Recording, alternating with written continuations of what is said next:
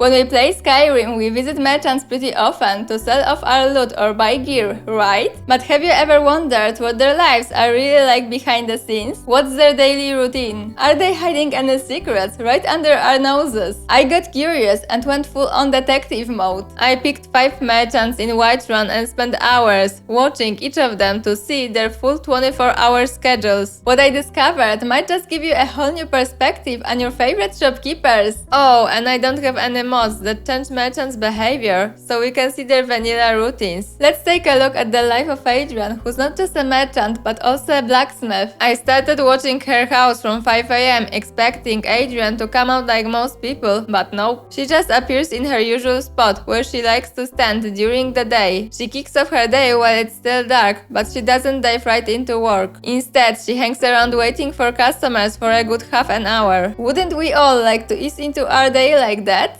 Afterwards, she gets to the forge, works a bit, and then heads back to her favorite spot, probably waiting for more customers like other merchants. Now, here's the thing. She's super focused and doesn't talk to anyone, like at all. Other people are crafting around her and she doesn't even look their way. By 5 PM, she's put in a solid 11 hours. It breaks down into 3.5 hours at the workbench, 2.5 hours on the forge, 2 hours on the grindstone, and a quick 30 minutes at the tanning rack. She spends about 2.5 hours waiting for customers at her usual spot, which is honestly impressive considering how active she was the rest of the time. I mean 8.5 hours of smithing and crafting?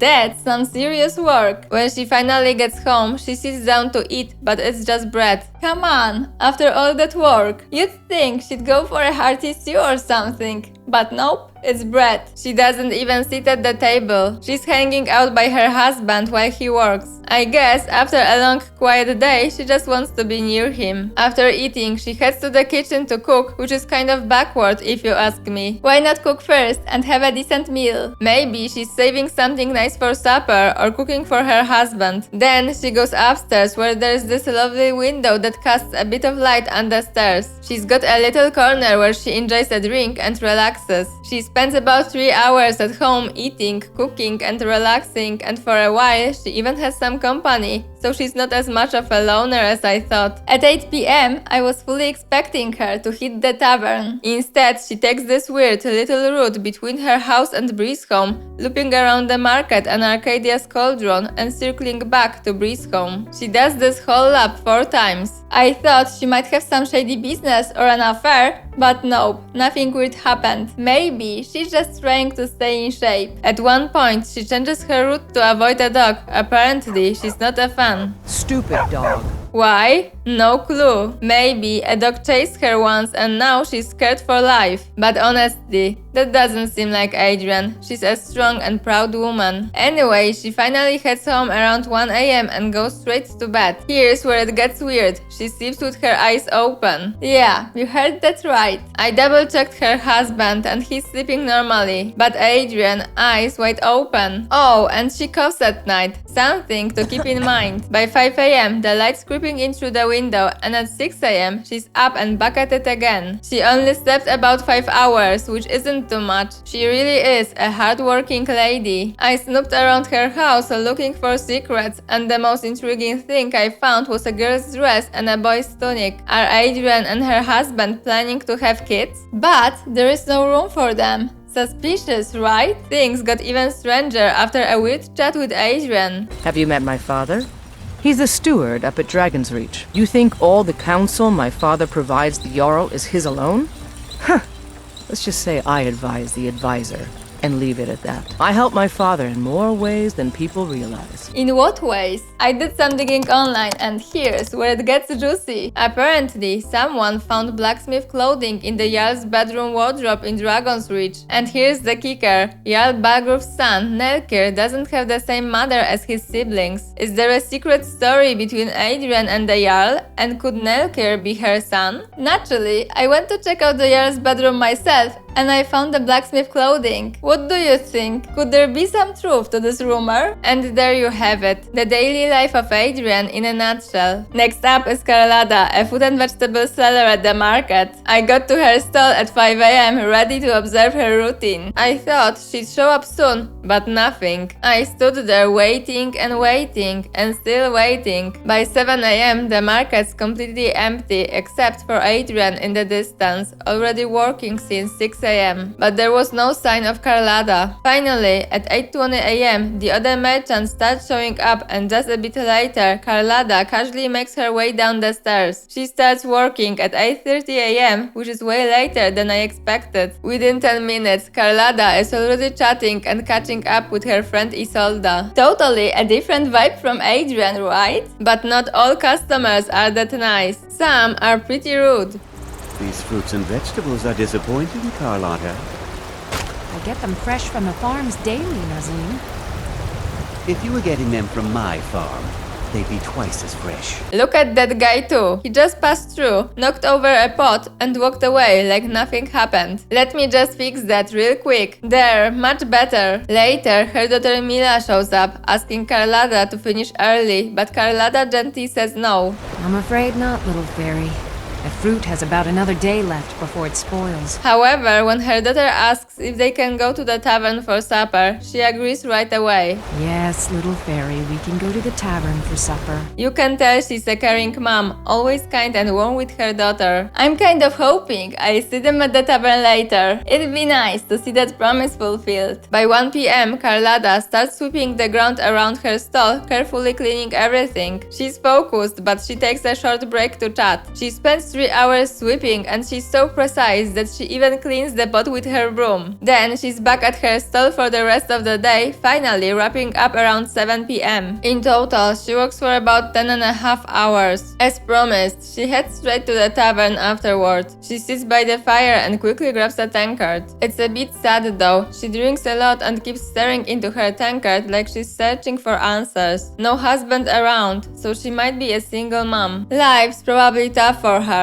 It's hard not to wonder what's going on beneath the surface. She stays in the tavern with her daughter for a few hours, leaving a little after 10 p.m. and heading home. Interestingly, she doesn't use the same path as in the morning. In the distance, Adrian is making her rounds as usual. Carlada heads to bed and here's the surprising part. I thought she'd sleep in and get up just before work, but nope. She's up at 3:40 a.m., which means she only got about 4.5 hours of sleep. She spends the early morning eating, cooking, and drinking again. It's just past 6 a.m. and she's already at it. Is she struggling with alcohol? Or could it be stress? Her daughter was coughing that night and there are healing and curing potions in Carlada's bedroom, so maybe she's just worried about her health. But wait, Mila was running around town earlier and seemed totally fine. Is something else going on? I decided to dig deeper and found some pretty interesting stuff, but I'll share that a bit later. For now, back to the end of Carlada's routine. Look at her, she seems so exhausted, barely keeping her eyes open. By 8 a.m., she's ready to head back to the market. I can't help but feel a bit concerned about how she's managing. Okay, so does Carlada have a secret she's hiding? Take a look at the bed. It's clearly meant for two, yet she's the only one sleeping there. There's a tankard in her nightstand, which again suggests she's drinking more than she should. She's also got healing and curing potions, like I mentioned before. Besides that, her house has quite a bit of ale and wine, definitely too much for just one person. Outside the house, a bit of mystery unfolds. Next to her daughter's window, I found nightshades, plants that often appear where death lingers, like in cemeteries. Could Carlada's husband be buried there? I came across an intriguing theory online suggesting something dark. Some believe Carlada may have been involved in her husband's disappearance. Maybe he was abusive and she took matters into her own hands to protect their daughter. That could explain her drinking and overprotectiveness. What do you think? It's a wild theory, but it makes a strange kind of sense when you piece it together. On the other hand, maybe Carlada's husband was simply ill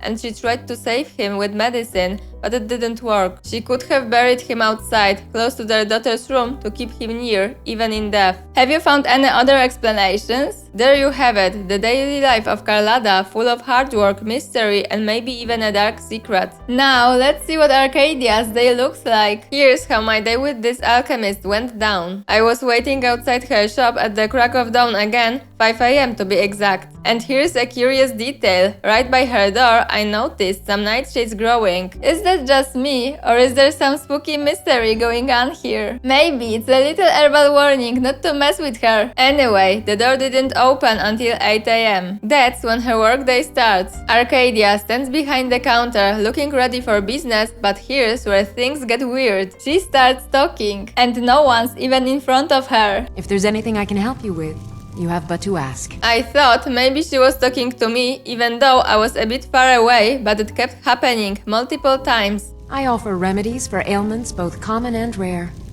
Do let me know if I can be of service. After a while, she just goes quiet and doesn't say anything for hours. The day rolls on and she gets a few customers. Can you hear that? It's starting to rain and it's going to be even spookier than before. Arcadia stays at the counter totally silent until 8 PM. Then she moves to her alchemy lab and resumes talking like she's still selling. But there's no one there. If there's anything I can help you with, you have but to ask. Seriously, is she having full-on conversations with herself now? Are the potion fumes starting to mess with her head after all these years of alchemist's work? She spends most of her evening relaxing, eating, and dedicating about an hour to making potions. And then something even weirder happens. She goes back behind the counter and acts like she's selling again. And yes, she's talking to no one the entire evening. So how long does she actually work in a day? I have to include the time spent in the alchemy lab and this strange moment behind the counter. In total, she works about 13.5 hours. That's some dedication. Around midnight, she heads upstairs to bed and guess what? She's still talking to herself in her sleep.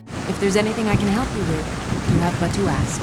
Is that normal? Do normal people open their eyes while they sleep like that? I don't think so. Another odd thing, she didn't leave the house all day. Maybe the rain kept her in, but something tells me that's another weird thing about her. Here's the kicker. She gets up at 8 AM sharp and goes straight back behind the counter, already chatting away. And the whole time, I couldn't shake the feeling that she reminds me of someone. Then it hits me, Carlada. They look almost identical, just with Carlada being a younger version. Same clothes, similar hairstyle, even a similar face. Could Arcadia be Carlada's mother? I mean, Arcadia has a one-person bed, so I assumed she was single. But what if she had a husband once and... well, you know, maybe those nightshades have something to do with it. And Carlada? She's got a stash of healing potions at her place. Coincidence? Or did Arcadia give them to her? I searched the house and came across a locked door I couldn't resist trying to open. Inside was just a regular room, nothing too exciting. So why the lock? Did something significant happen here? Now, here's something odd. In her wardrobe, I found miner's clothes. Not exactly what I expected. Was her husband a miner before he disappeared?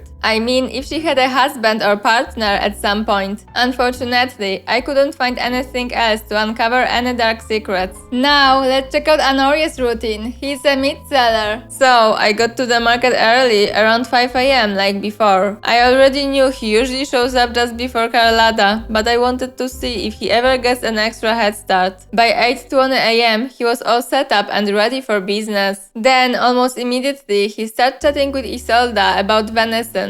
I'll be sure to bring some back for you the next time I go hunting. Make it quick and there might be a bowl of hot stew in it for you. Now, he seems like the kind of guy who really cares about his customers. But is that the real reason he's so friendly with her? I couldn't help but notice he kept glancing at something, or more specifically, someone. Yep, Isolda. He was watching her like she was the only person in the market. It got so obvious that he'd even ignore customers standing right in front of him. Are we witnessing the early signs of a crush here? By 3 PM, Isolda leaves the market, probably heading home, and Honoriev watches her go. After that, he just stands at his stall until 7 PM, clocking in a solid 10.5-hour workday. Then he heads up to the drunken huntsman. Funny enough, he goes straight to bed around 7:30 PM. Odd, right? I waited to see if he'd get up early to grab something to eat or do, well, anything, but nope. The guy sleeps like a log until 8 AM, then heads straight back to the market. So, he slept for more than 12 hours. I started wondering, does he even eat? I got a chance to chat with him, and he went on about Whiterun's fields being full of game and how hunting is his passion. Turns out the drunken huntsman where he sleeps is actually owned by him and his brother. So, I figured I'd get more dirt by talking to his brother. All I learned was how they came up with the tavern's name. After too much drinking, they went hunting and Honoriev accidentally shot his brother in the rump, thinking he was a deer. Memorable family moment, right? I had to dig deeper, so I searched online and stumbled across a wild theory. Some people think Honoriev might be a vampire. I read about a player who had a Dark Brotherhood quest to get rid of him, and when the player approached, Honoriev supposedly said something like, "You remind me of myself when I'm stalking prey." Was that just a coincidence? Have you ever encountered that? I mean, there must be a reason someone wants Honoriev dead, right?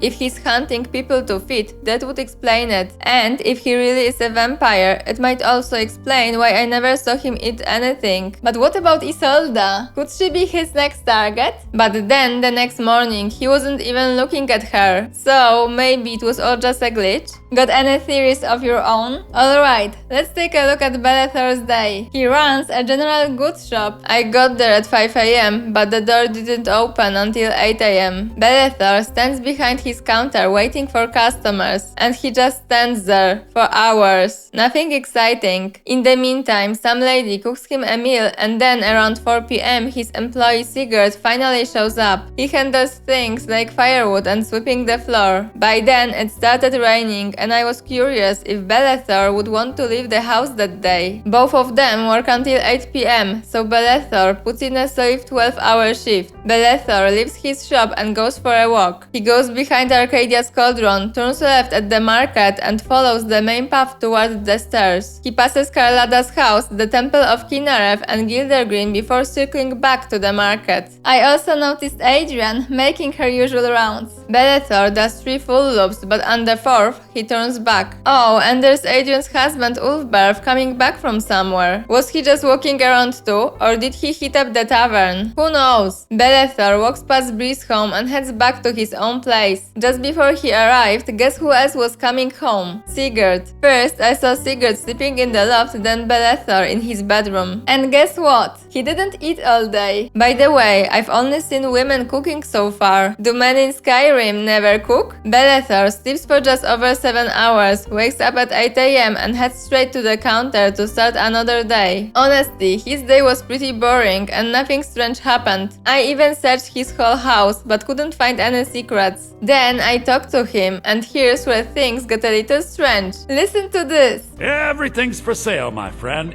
Everything. If I had a sister, I'd sell her in a second. I'd even buy one of your relatives if you're looking to sell. Yeah, that's a little joke. Is it really a joke? Could he be involved in something suspicious? But wait, there is an even weirder theory. Let me share someone else's experience with Belethor that I found online. The player I mentioned started a new playthrough and ended up dealing with the cultists in Whiterun after meeting the Greybeards. The guards and the player took care of them, and then Belethor came walking by while the player was looting the bodies. He stopped, knelt down to touch one of the fallen cultists and yelled, "Another body for the pile." So, is it possible that Belethor somehow gets rid of people and takes their stuff? Maybe that's why he always has such great things for sale. Or maybe he is just a sarcastic guy with really dark humor. So, that's a wrap on our tour of the 5 intriguing merchants of Whiterun: Adrian, Karlada, Arcadia, Honoriev and Belethor. Each one brings their own unique quirks and mysteries to the table. What's your take on these characters? Do you think there is more to their daily routines than meets the eye? Share your thoughts and theories in the comments below. I'd love to hear what you think. And if there are other characters or mysteries you'd like me to explore, just let me know. Until next time, thanks for watching.